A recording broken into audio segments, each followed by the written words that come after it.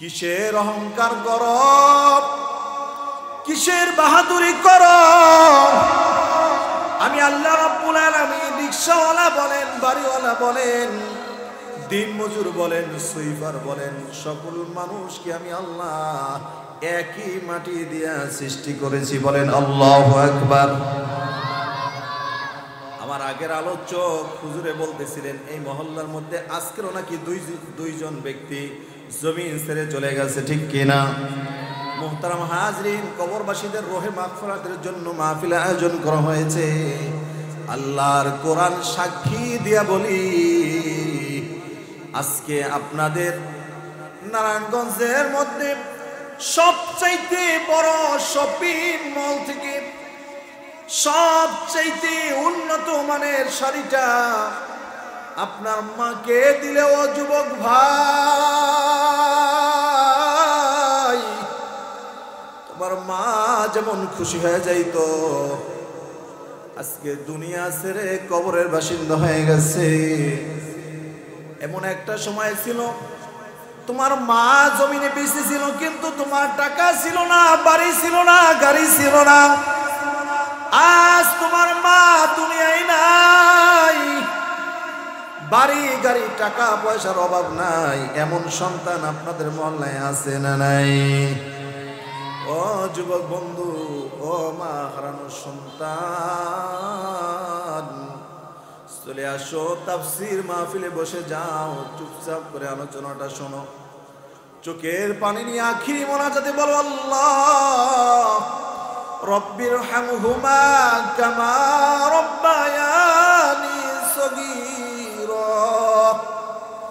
আল্লাহ, ঠান্ডার মধ্যে শীতের বেলা যখন আমি দুনিয়া এসে আসছি তখন ঠান্ডার মৌসুম ছিল, আমার ঠান্ডায় কষ্ট হবে বলে মা আরামের ঘুমটাকে হারাম করে দিয়া রাতের মধ্যে একাধিকবার উঠে উঠে আমার দিকে নজর করেছে। আমার শরীরের উপরে গরম পোশাকগুলো আছে কিনা আমি প্রস্রাব করে দিয়েছি। মাত্র কয়েকদিনের শিশু, বলতে পারি না মা আমার কষ্ট হচ্ছে, আমি প্রস্রাব করে ভিজাইয়া দিয়েছি। জোরেও চিৎকার দিতে পারি না, আমি বড় দুর্বল। সামান্য কিটকিট একটু শব্দ করলাম, মা আমাকে উঠায় সুন্দর করে পরিষ্কার পরিচ্ছন্ন করে বুকের মধ্যে জড়ায় ধরেছে। ও যুবক বন্ধু, ওই মাছকে দুনিয়ায় নাই, আমার বাড়ি গাড়ি টাকার অভাব নাই। আজকে আমার মা থাকলে আমি তাকে প্রাণ ভরে খেদমত করতাম, কিন্তু মা জমিনে বেঁচে নাই। ও মা হারানো সম্পদ, ও মা হারানো সন্তান, কেমনে পারো?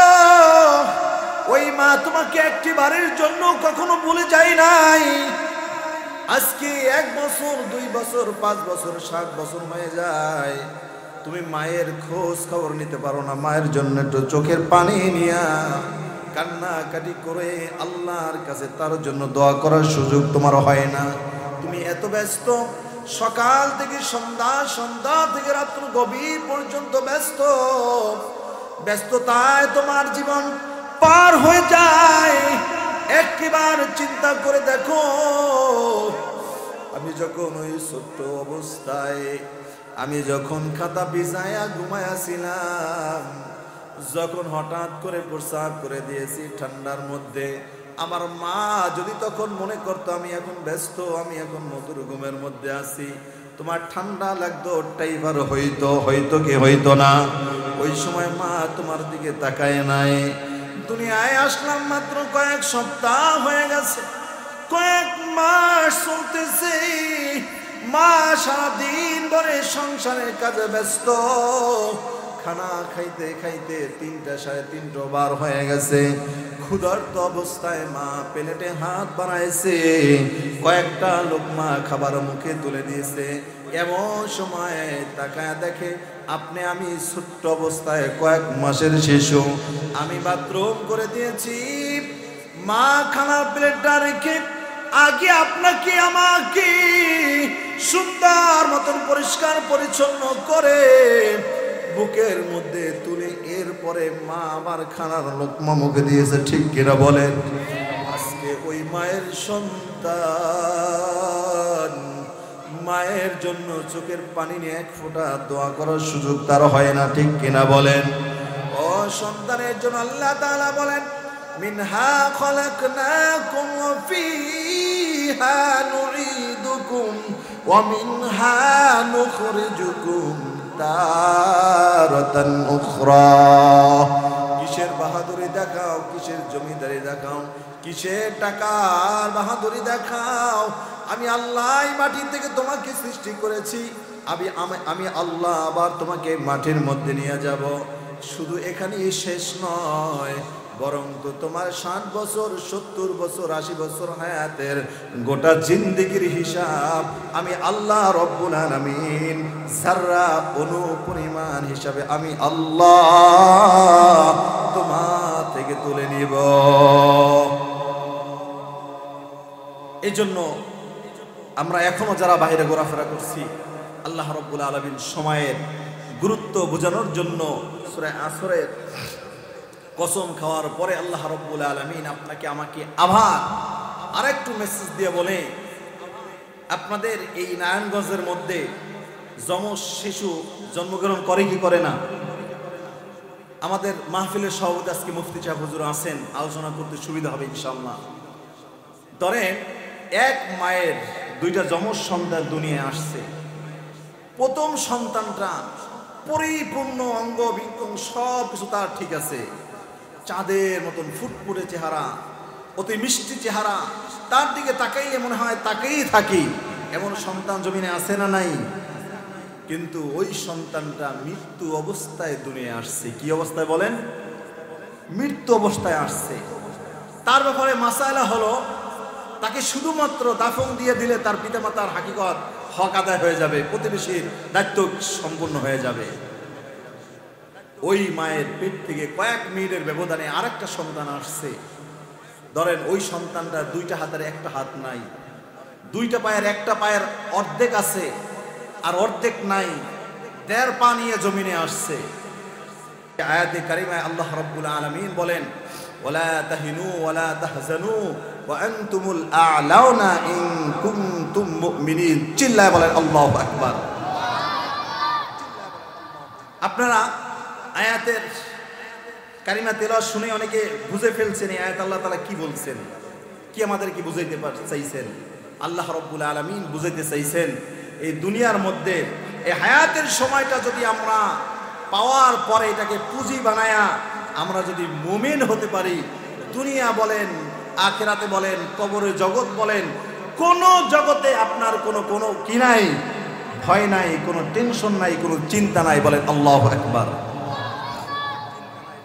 মুহতারাম হাজরিন, আল্লাহ রাব্বুল আলামিন বলেন, ওয়ালা তাহিনু ওয়ালা তাহজানু ওয়া আনতুমুল আ'লাউনা ইন কুনতুম মুমিনিন।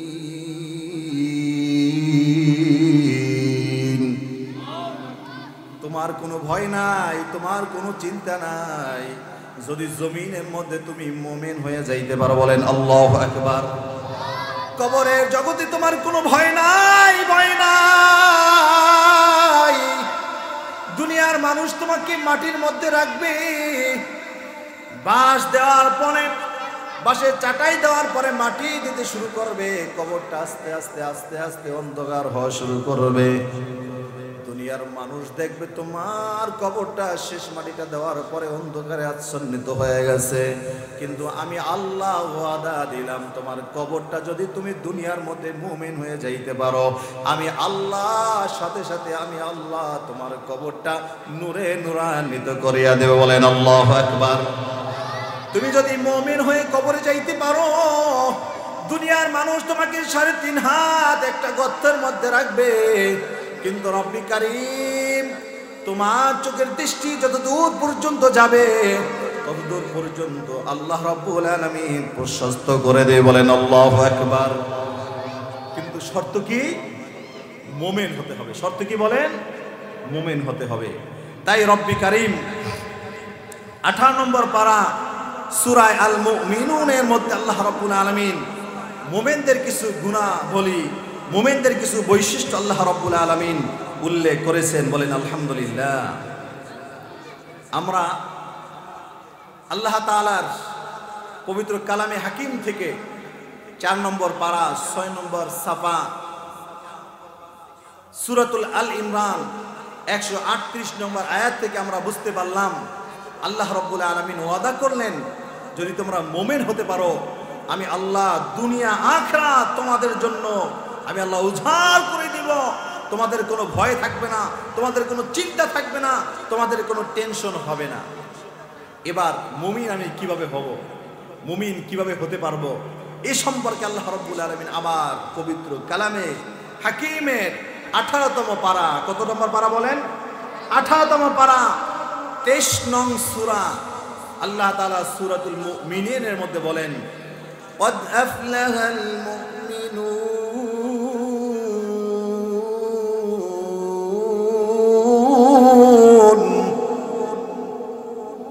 আল্লাহ রাব্বুল আলামিন বলেন মুমিনরাই সফল কাম। চিল্লায় বলেন আল্লাহু আকবার। এই সূরাটার শুরুতে আল্লাহ তাআলা কি আদেশ করেছেন? যে মুমিনরাই সফল কাম। যারা মুমিন হবে তারা সফল কাম হয়ে গেল দুনিয়া এবং আখিরাতে। বলেন আল্লাহু আকবার। এবার মুমিন কিভাবে হবেন আল্লাহ রাব্বুল আলামিন এই সূরার 2 নম্বর আয়াত আল্লাহ রাব্বুল আলামিন বলেন, আল্লাযীনা হুম ফি সালাতিহিম খাশিউন।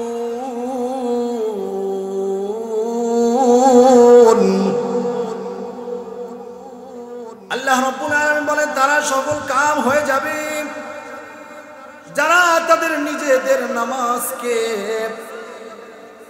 স্বয়ং সম্পূর্ণ একমাত্র শুধুমাত্র আল্লাহ রাব্বুল আলামিনের জন্যই আদায় করতে পারবে। বলেন সুবহানাল্লাহ। আল্লাহ রাব্বুল আলামিন মুমিনদের গুণাবলী বৈশিষ্ট্য সম্পর্কে 1 নম্বর গুণের কথা বলেছেন, যারা জমিনের মধ্যে তার নামাজটা একমাত্র শুধুমাত্র কেবলমাত্র কার জন্য? قل إن صلاتي ونسكي ومحياي ومماتي لله رب العالمين। কারীম ইরশাদ করেন, নিশ্চয়ই তোমার নামাজ, তোমার কুরবানি, তোমার যাকাত, তোমার হজ করা, তোমার সদকা দেওয়া, মানুষের সাথে ভালো ব্যবহার করা, এগুলো সব মাত্র শুধুমাত্র কেবলমাত্র একমাত্র কার জন্য হতে হবে? বলেন কার জন্য হতে হবে? আল্লাহর জন্য। যদি এটা করা যায় আল্লাহ রাব্বুল আলামিন আবার ওয়াদা করেন, ইন্নাস সালাতা তানহা আনিল ফাহশাই ওয়াল মুনকার। যদি কারো নামাজটা শুধুমাত্র কেবলমাত্র একমাত্র আমি আল্লাহ তাআলার জন্য হয়ে যায়, আমি আল্লাহ ওয়াদা করলাম তার এই নামাজ সমস্ত জাগতিক পাপাচার কাছ থেকে তাকে ফেরায় রাখবে। বলেন আল্লাহু আকবার। বুঝতে পারি নাই?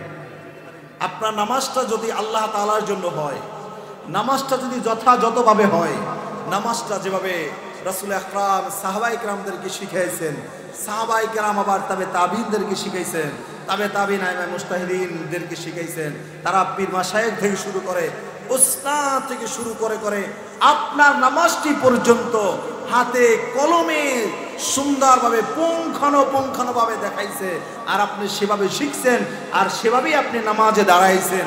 ওই নামাজটা যদি ওইভাবে আপনি করতে পারেন, আল্লাহ রাব্বুল আলামিন বলেন নিশ্চয়ই ইন্নাস সালাতা, আল্লাহ তাআলা তাগিদ দিয়ে বলেন, আল্লাহ তাআলা এমনি বললেই তো হয়ে যেত, ঠিক কি না?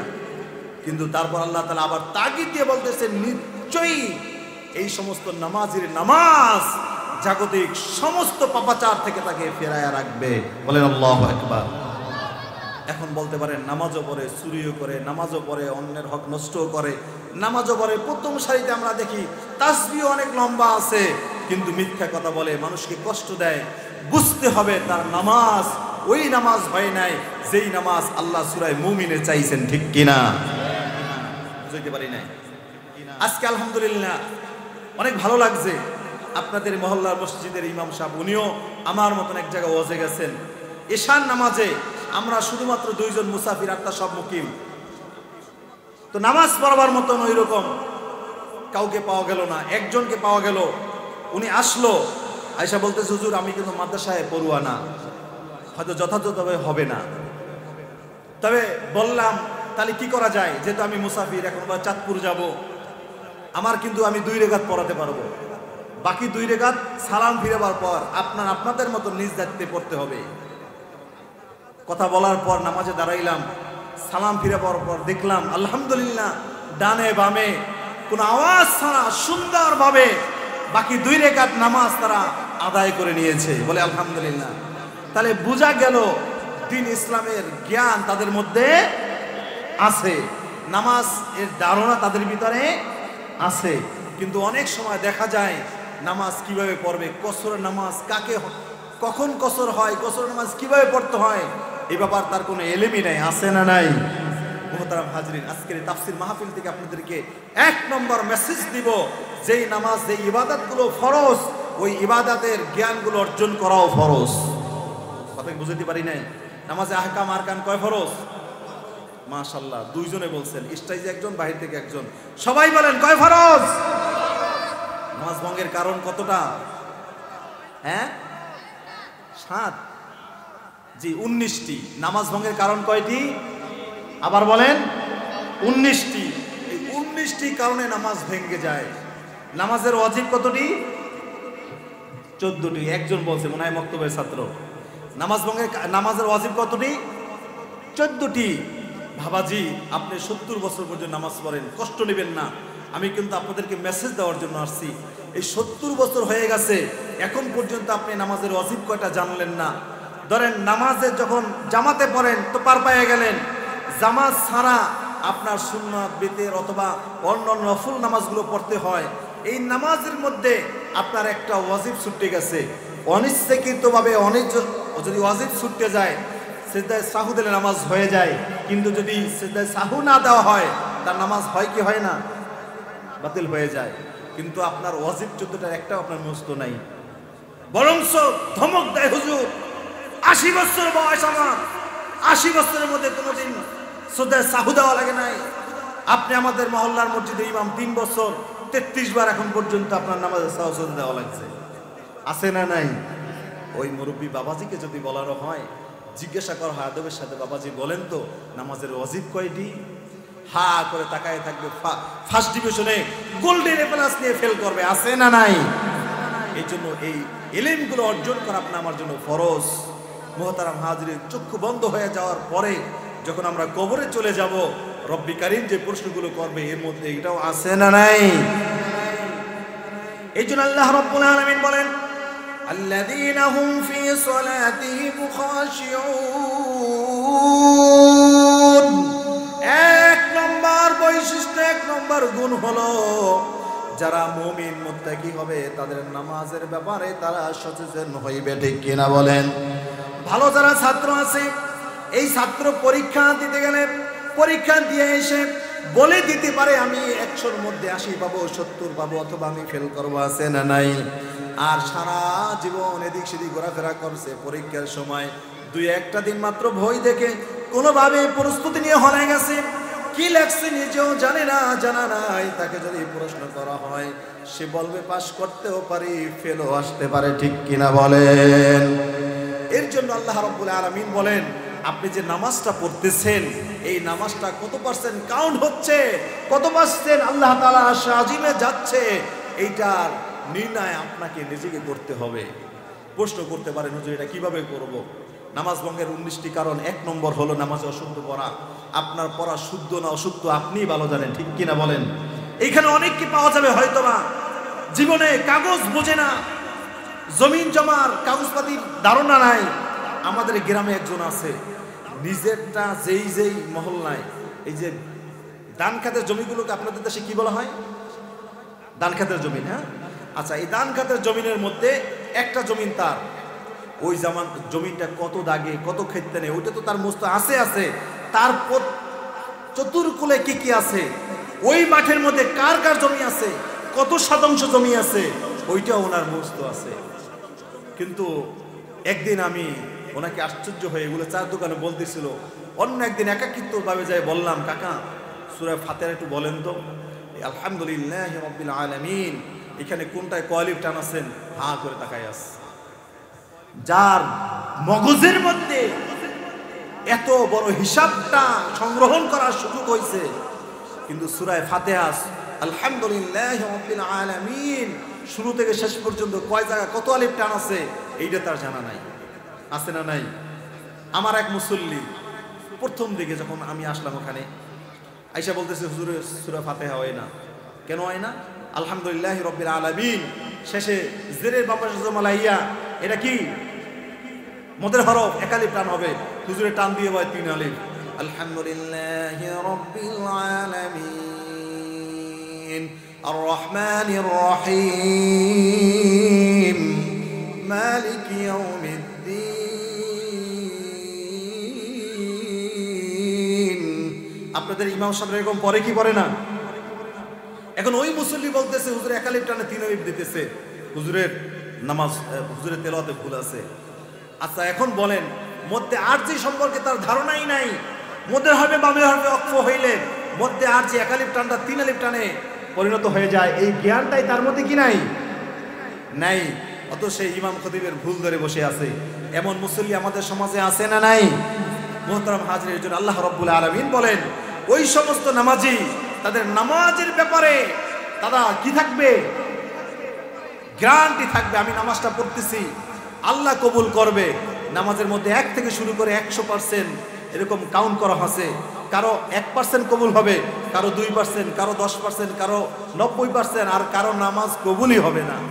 কারণ নামাজে দাঁড়াই বলতেছে আলহামদুলিল্লাহ রাব্বিল আলামিন, আলহামদু সকল প্রশংসা আল্লাহ তাআলার জন্য। ব্যক্তি বলতেছে আলহামদুলিল্লাহ, সমস্ত আবর্জনা আল্লাহ তাআলার জন্য, বলেন নাউজুবিল্লাহ। মাননীয় স্পিকার আমি একটা ব্রিজ চাই, মাননীয় ব্রিজ আমি একটা স্পিকার চাই। বলেন কথাটা কতটা ব্যবধান, কতটা পার্থক্য? অল্প একটু পার্থক্য। মাননীয় স্পিকার আমি একটা ব্রিজ চাই, কিন্তু সে সেটা না বলে মাননীয় ব্রিজ আমি একটা স্পিকার চাই, নাকি? সম্পূর্ণ বাক্যটার মধ্যে ছোট্ট একটা ভুল, পুরো ভুলটার কারণে পুরো তার ওয়ার্ডটাই ভুলে পরিপূর্ণ, ঠিক কিনা? উল হুয়াল্লাহু আহাদ, উল মানে বলুন, আর কুল মানে খাও। এখন নামাজি নামাজে দাঁড়াই বলতেছে কুল হুয়াল্লাহু আহাদ, খাও আল্লাহ এককে, বলেন নাউজুবিল্লাহ। এমন নামাজি আমাদের সমাজে আছে না নাই? তাই রব্বি কারীম বলতেছেন আল্লাযীনা হুম ফি সালাতিহিম খাশিউন। আল্লাহ রাব্বুল আলামিন বলেন 1 নম্বর ঈমান, 1 নম্বর ঈমানের মুমিনের বৈশিষ্ট্য হলো,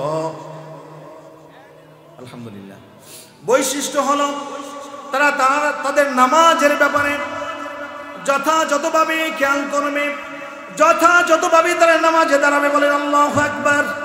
আল্লাহ রাব্বুল আলামিন বলেন ওয়াল্লাযীনা হুম আনিল লাগওয়ি মুরিদুন। মুমিনের 2 নম্বর বৈশিষ্ট্য হলো তাদের অনর্থক কথাবার্তা থেকে তাদের জবানকে তারা সংযত রাখবে। আমাদের সমাজে অনর্থক কথাবার্তা, চায়ের দোকানে আড্ডা দিয়া হাজারো নানান ধরনের গীবাত শিকাত আছে না নাই? কিন্তু আল্লাহ রাব্বুল আলামিন বলতেছেন মুমিন হলো তারা যাদের জবানটাকে সংযত রাখবে অনর্থক কথাবার্তা থেকে। মুহতারাম হাজরিন, আমি আলোচনার শুরুতে ছোট্ট একটা হাদিসে কারিমা তেলাওয়াত করেছিলাম। আল্লাহ রাব্বুল আলামিন, আল্লাহ রাসূল বলেন মান সামাতা নাজা, যে চুপ থাকলো সেই নাজাত পেয়ে গেল। বলেন আলহামদুলিল্লাহ। কথা যে যত বেশি বলবে তার তত ভুল বেশি হবে, তার তত গুনাহ বেশি হবে। কথা যে যত কম বলবে তার আমলনামা গুনাহ তত কি হবে বলেন? বরং জবানটা দিয়া যদি বলে সুবহানাল্লাহ, হাঁটতে আছে পড়তেছে সুবহানাল্লাহ, চলতেছে পড়তেছে সুবহানাল্লাহ, মামার চাল ধুইতেছে বলতেছে সুবহানাল্লাহ, বলতেছে বিসমিল্লাহির রহমানির রহিম, মা চাল তো শেষ, রান্নায় বসায় দিল চুলাটার উপরে, বলতেছে বিসমিল্লাহির রহমানির রহিম। মা বোনেরা, রান্না শেষ হয়ে গেছে, তরকারি করতেছে আর সুবহানাল্লাহ বলতেছে, জবানে বিসমিল্লাহ বলতেছে। রান্নার কাজ শেষ হয়ে গেছে, পরিবেশন করতেছে, তার স্বামীর সামনে তুলে দিতেছে খানার প্লেটটা, ভারিয়া দস্তারখানা দিয়ে বলতেছে বিসমিল্লাহির রহমানির রহিম। এই কথাটা বলে খানাটা তার সামনে উপস্থাপনা করলো। তার স্বামী খাইলো, তার ছেলে খাইলো, তার ভাই খাইলো। আল্লাহ রসুল বলে এই খানাটা পেটে যাওয়ার পরে 2 শ্রেণীর কাজ করবে। কয় শ্রেণীর বলেন? 1 শ্রেণীর কাজ হলো খাবারটা শরীরে যাওয়ার পরে আপনার শরীরের মধ্যে শক্তি সঞ্চয় করবে, রক্ত গোশত বৃদ্ধি করবে। আবার ওই খাবারটা খাওয়ার পরে একজন ইমানদার মুত্তাকি নামাজের মধ্যে তাসির এসে যাবে। বলেন আল্লাহু আকবার। আপনি যদি রান্নার শুরুতে বিসমিল্লাহ বলতে পারেন, ঘর ঝাড়ু দিতেছেন বিসমিল্লাহ বলতেছেন, জবানে সুবহানাল্লাহ বলতেছেন, আলহামদুলিল্লাহ বলতেছেন, একজন খাদে মসজিদ পরিষ্কার করলে যেই সওয়াব হবে, ও মা আপনার আমল নামায় আল্লাহ রাব্বুল আলামিন মসজিদ পরিষ্কার করার সওয়াব দান করিয়া দিবে। মোহতারাম হাজরিন, কিয়ামতের ময়দানে 2 শ্রেণীর মানুষ আমল নামা পাওয়ার পরে অস্বীকার করবে আর বলবে আল্লাহ এই আমল নামাটা আমার নয়, এইটা আমাদের মসজিদের হয়তো ইমাম সাহেবের হবে, খাদেম সাহেবের হবে, মুয়াজ্জিন সাহেবের হবে। আল্লাহ রাব্বুল আলামিন বলবে কেন তোমার নয়? ওই মা ডেকে ডেকে বলবে আল্লাহ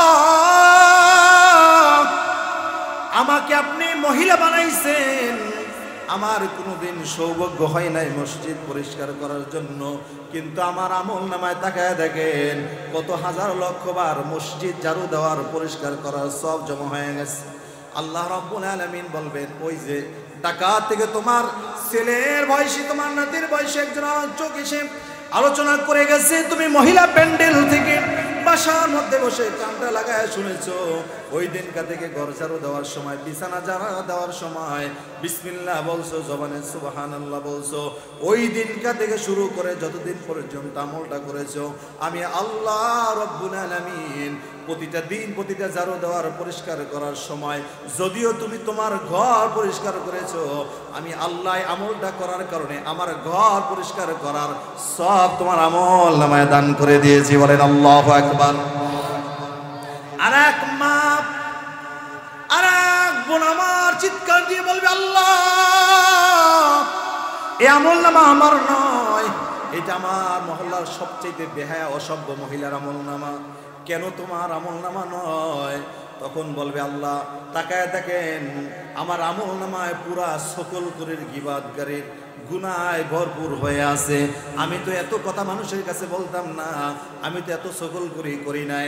তখন আল্লাহ রাব্বুল আলামিন সূরা মুমিনের আয়াত তেলাওয়াত করে শোনায়া দেবে, ওয়াল্লাযীনা হুম আনিল লাগবি মুরিদুন, মুমিনদার ইমানদার সফল কাম তারা যাদের জবানটা আল্লাহ রাব্বুল আলামিনের তাসবিহ দিয়ে ভরপুর করে রেখেছে। আর এই জমিনে ক্ষতিগ্রস্ত হইল তারা যারা এই জমিনটা দিয়া অন্যের গিবত শিকায়ত করেছে, এই জবানটা দিয়া অন্যের দোষগুলা গে গে বেড়াইছে, চায়ের দোকান গরম করে রেখেছে। আল্লাহ রাব্বুল আলামিন বলবেন এই আমল নামাটা অন্য কারণ নয়, এই আমল নামাটা হলো তোমার বান্দা। আর এক বান্দা ডাক দিয়ে বলবে আল্লাহ আমি মাত্র 30 বছর হায়াত পায়া জমিন থেকে চলে আসছি, আল্লাহ তাকায় দেখেন আমার আমল নামায় শত শত কোরআন খতমের সব, শত শত দান সদকা করার সব। আল্লাহ আমার জীবন দশায় আমি ভালো করে কোরআন খতম করতে পারতাম না, তেলাওয়াত করতে পারতাম না, তাই কোরআন তেমন তেলাওয়াত করতাম না, কিন্তু আমার আমল নামায় শত শত কোরআন খতমের সব। আল্লাহ এটা আমার মহল্লার ইমাম সাহেবের আমল নামা, আমার মহল্লার ওই যে মাহফিলের সভাপতি মুফতি সাহেব ওনার আমল নামা। আল্লাহ বলবে কেন বান্দা, ও বান্দি আজকে তুমি আমল নামা কেন অস্বীকার করছো? তখন বলবে আল্লাহ তাকায় দেখেন আমার আমল নামায় শত শত কোরআন খতমের সব, আমার আমল নামায় শত লক্ষ কোটি কোটি সুবহানাল্লাহ আলহামদুলিল্লাহ আল্লাহু আকবার সব করার সব জমা হয়ে গেছে। আয় আল্লাহ আমি মাত্র 30 বছরের মধ্যে জমিন ছেড়ে এসেছি। তখন আল্লাহ রাব্বুল আলামিন বলবে, ওরে বান্দা, তোমার একমাত্র সন্তান একটা মেয়ে আছে। বলে যে আল্লাহ, তুমি নসিহত করে এসেছো, ওসিয়ত করে এসেছো, স্ত্রী আমার, জানি না জমিনে কতদিন থাকবো, আমার মনে চায় আমার সন্তানটাকে কোরআনের হাফেজ বানাবো, আলেম বানাবো। যদি আমি জমিন থেকে চলেও যাই, আমার সন্তানটাকে হাফেজ বানায়ো, আলেম বানায়ো। তুমি জমিন থেকে তোমার 2 বছরের সন্তানটা রেখে চলে আসছো, তোমার স্ত্রী তোমার ওসিয়ত অনুযায়ী তোমার সন্তানটাকে কোরআনের হাফেজ বানাইছে। আমি আল্লাহ রাব্বুল আলামিন তোমার সন্তান কোরআনের হাফেজ, যতবার কোরআন খতম করেছে, যতবার যত আয়াত তেলাওয়াত করেছে, আমি আল্লাহ রাব্বুল আলামিন তার থেকে একটা অংশ তোমার আমল নামায় জমা করে দিয়েছি। বলেন আল্লাহু আকবার। তখন আফসোস করবে, হায় আফসোস, কি করলাম জমিনের মধ্যে, দুনিয়ার মধ্যে বসে আমার সন্তানটাকে ইঞ্জিনিয়ার বানাইলাম, ডাক্তার বানাইলাম, কত কিছু বানাইলাম, কত শিক্ষিত বানাইলাম, নামি দামি কলেজে পড়াইলাম, হাজার হাজার টাকা দিয়ে কোচিংয়ে পড়াইলাম, আমার লাভটা হলো কি? মুহতারাম হাজরিন, কবরবাসীদের রুহের মাগফিরাতের জন্য আজকের এই মাহফিল, তাফসীর মাহফিল, আমি আপনাদের জন্য 3 নম্বর মেসেজ দিব, আপনাদের সন্তানটাকে যথাযথভাবে কোরআন শিক্ষা দেন। আল্লাহ রাব্বুল আলামিন বলেন, কু আনফুসিকুম আহলিকুম নারা, সাবধান, খবরদার, তুমি নিজে জাহান্নামের আগুন থেকে বাঁচো, তোমার আওলাদ, তোমার ছেলেটাকে বাঁচাও। মুহতারাম হাজরিন, নামাজ হেফাজতকারী আল্লাহ রাব্বুল আলামিন মুমিনদের 1 নম্বর গুণাবলী হিসাবে বর্ণনা করেছেন। আমরা এখানে অনেক নামাজি আছি, নিজে 5 ওয়াক্ত নামাজ জামাতের সাথে পড়ি, আমার ছেলেটা নামাজ জামাতে পড়ে না, আমার মেয়েটা নামাজ পড়ে না, আমার স্ত্রী নামাজ পড়ে না, আছে না নাই? ওই নামাজি কাল কিয়ামতের ময়দানে আল্লাহর কাঠগড়ায় আসামি হয়ে যাবে। বাবাজি, এত কষ্ট করে শীতের মধ্যে আপনি তাহাজ্জুদ নামাজ পড়লেন, আজান শুনে মসজিদে চলে গেলেন, আপনার সন্তানটাকে একবারও বললেন না যে বাবা চলো আজান দিছে নামাজে চলো। আপনার সন্তান নাক টানে ঘুমাইতেছে, আপনি তাহাজ্জুদ পড়ে ফজরের নামাজ জামাতে পড়লেন, এভাবে গোটা জীবন শেষ করে দিলেন। কিন্তু কাল কিয়ামতের ময়দানে আল্লাহর এই কোরআনের বর্ণনা অনুযায়ী আপনি আসামির কাঠগড়ায় দাঁড়া করাই যাবেন, আপনাকে আসামির কাঠগড়ায় দাঁড়া করাইতে হবে। আমি দক্ষিণবঙ্গে এক মাহফিল, উত্তরবঙ্গে এক মাহফিলে গেছিলাম, এক মুরব্বী এই আলোচনা শোনার পরে খানা খাওয়ার সময় হাত ধরে বলতেছে, বাবা তোমার বয়স তো কম, কিন্তু আমার বুক বড় কষ্ট, আজকে আলোচনার আমার জীবনের বাস্তবতা সম্পূর্ণ মিলে গেছে। আমার সন্তানটা এভাবে 30 বছর 25 বছর বয়স, কিন্তু সে নামাজে যায় না, আমি তো 5 ওয়াক্ত নামাজ পড়ি, আমি এখন কি করতে পারি? 4 নম্বর মেসেজ হলো, ওই সমস্ত মা, ওই সমস্ত বাবা, ওই সমস্ত মুরব্বীদের হাত ধরে বলতেছি, আপনার জন্য মেসেজ হলো, আপনি সালাতুল হাজাত 2 রাকাত নামাজ আদায় করবেন। কয় রাকাত? জোরে বলেন। কি নামাজ? সালাতুল হাজাত। এই নামাজটা আদায় করে রব্বি কারিমের দরবারে চোখের পানি ছেড়ে দিয়ে বলবেন, আল্লাহ আমার কমতির কারণে আমি যথাযথভাবে আমার ছেলেটাকে নামাজের জন্য ডাকি নাই, নামাজ শিক্ষা দেই নাই। আয় আল্লাহ, আমার কারণে আজকে আমার সন্তানরা বেহায়া হয়ে গেছে, বেপরোয়া হয়ে গেছে। আয় রব্বি কারিম, আমার সন্তানটাকে আপনি সঠিক পথের দিশা দিয়ে দেন। আল্লাহ, আমার সন্তানটাকে মসজিদমুখী করিয়া দেন। আয় আল্লাহ, আমার সন্তানটাকে আপনি জাকিরিন শাকিরিন হিসাবে কবুল করে নেন। 2 নম্বর মেসেজ হলো, ও মা, ও বাবা, ও মুরব্বী বাবাজিরা, একটু কান লাগায় শোনেন, ফজরে আজান হয়ে গেছে। মুয়াজ্জিন সাহেব বলছে, আসসালাতু খায়রুম মিনান নাওম।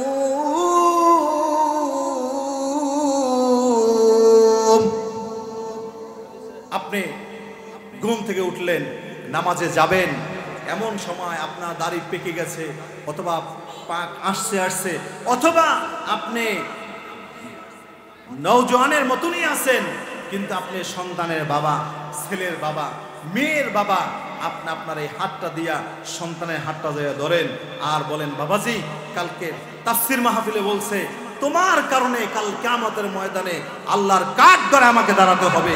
বাবা, আমি তোমাকে দুনিয়ায় লালন পালন করে আমি কি অপরাধী হয়ে গেলাম? বাবা চলো, আমি চাই না কাল কিয়ামতের ময়দানে তোমার কারণে তুমিও জাহান্নামে যাও, আমিও জাহান্নামে যাই। চলো বাবা, নামাজে চলো। বলেন তো কোন বাবা যদি এমন আচরণ কোন সন্তানের সাথে করে, এমন কোন বেয়াদব সন্তান কি থাকতে পারে যে তার বাবার এই হাত ধরাটাকে ছিটকে দিয়া সে ঘুমায় থাকবে? ধরেন সে এই কাজটাই করলো, সে হাত ছিটকে দিয়া সে ঘুমায় পড়লো, আবার কম্বল মোড়া দিল। দ্বিতীয় দিন আবার মুয়াজ্জিন সাহেব আসসালাতু খায়রুম মিনান নাওম বলেছে। আমি মুরব্বীকে যে পরামর্শ দিয়েছিলাম সেই পরামর্শ আজকে আপনাদেরকেও দেই। দ্বিতীয় দিন আপনি আপনার হাতটা দিয়া সন্তানের পাটা জড়াই যদি ধরতে পারেন, আর যদি বলতে পারেন যে বাবা আর সয় না, আমি তোমার জন্য জাহান্নামে আগুনে জ্বলতে পারবো না, আল্লাহর কাঠগড়া আসামি আমি হতে পারবো না। বলেন তো জমিনের বুকে এমন কোন বেয়াদব সন্তান কি আছে আজকে তার বাবার পা ছিটকে দিয়ে সে আবার ঘুমিয়ে থাকবে? হতে পারে বলেন? কোনোভাবেই সম্ভব না। বলতে পারেন হুজুর আপনি আমার ছেলের সন্তান, আপনি কি বলতেছেন? জি বাবা, যে জাহান্নাম থেকে বাঁচার এটাই আপনার একমাত্র পন্থা, একমাত্র হাতিয়ার। যদি আপনি এই আচরণটা করতে পারেন, আল্লাহ না করুক এরপর আপনার সন্তান নামাজে যায় নাই, কাল কিয়ামতের ময়দানে আপনার এই হাত আল্লাহর কাঠগড়ায় যখন আপনি দাঁড়া করাই দিবে, এই হাত সাক্ষী দিবে আল্লাহ আমি সাক্ষী তোমার এই বান্দা বৃদ্ধ অবস্থায়, তোমার এই বান্দি বৃদ্ধ অবস্থায় তার হাতটা তার সন্তানের হাতে লাগাইছে, তার পায়ে লাগাইছে, তারপরও এই বেয়াদব এই নাফরমান মসজিদে যায় নাই। আল্লাহ রাব্বুল আলামিন তখন আপনার এই ছোট্ট আমলটার কারণে নেজাতের জারিয়া করে দিতে পারে কি পারে না? ও মা, ও হাজী সাহেবরা, মুরব্বীরা ভালো করে বুঝবেন। আপনাদের নারায়ণগঞ্জে আছে কি নাই জানি না, এই বন্দর এলাকার মানুষ অবশ্যই সভ্য শান্ত হবে। আমাদের ঢাকার শহরে দেখা যায় যুবতী মেয়েটা ওড়নাবিহীন রাস্তায় সুসজ্জিত হয়ে বেড়ায় যায়, আছে না নাই? কাল কিয়ামতের ময়দানে এই দাউস একলা আল্লাহর জাহান্নামে যাবে না, বরং চারটা পুরুষকে নিয়ে আল্লাহর জাহান্নামে যাবে। বলেন নাউজুবিল্লাহ। এক নম্বরে ওই দাউস কাল কিয়ামতের ময়দানে বলবে আল্লাহ আমার হাজী সাহেব বাবা সামনে দিয়া যখন আমি অর্ধ উলঙ্গ অবস্থায় ঘর থেকে বের হয়ে যাইতেছিলাম, আমার বাবা কোনোদিন আমার হাতটা ধরিয়া বলে নাই ও মা কলিজার টুকরা বা ও আমার মেয়ে, জমিনের মধ্যে আমি তোকে সবচাইতে বেশি ভালোবাসি, তুই দাউস অবস্থায় বাহিরে বের হইস না, রব্বি কারীম কাল কিয়ামতের ময়দানে তোর কারণে, তোর জন্য, তোর সাথে আমাকেও জাহান্নামে পাঠায়া দিবে। আমার বাবা যদি বলতো আমি শুনতাম, আমি ফিরে যাইতাম, আমি আবার হিজাব পরে বাহিরে বের হয়ে যাইতাম। দুই নম্বর হলো স্বামী, যে সমস্ত স্ত্রীরা বেহায়ার মতন রাস্তায় ঘোরাফেরা করে, ওই সমস্ত স্ত্রীরা ও যুবক ভাই ভালো করে শুনেন, আপনার টাকা দিয়া সুসজ্জিত হয়ে আপনার স্ত্রীর শরীরটাকে আর একজনকে দেখাইছে, একটা কোরআনের এই সূরায় আছে, যেহেতু ওই যুবক ওই স্বামীকে কাল কিয়ামতের ময়দানে ওই দাউস নারী দ্বারা করায় দেবে আর বলবে আল্লাহ আমার স্বামীর টাকা দিয়ে আমি গয়না গহনা, আমার স্বামীর টাকা দিয়ে আমি সুসজ্জিত হয়ে আমার স্বামীর সামনে থেকে অর্ধউলঙ্গ অবস্থায় বের হয়ে গেছি, ওই দাউস বলবে আল্লাহ আমার স্বামী আমাকে কখনো আমাকে ঠেকায় নাই, এই জন্য আজকে আমাকে জাহান্নামে দিতে হলে আমার স্বামীকেও আমার সাথে জাহান্নামে দিতে হবে। বলেন নাউজুবিল্লাহ।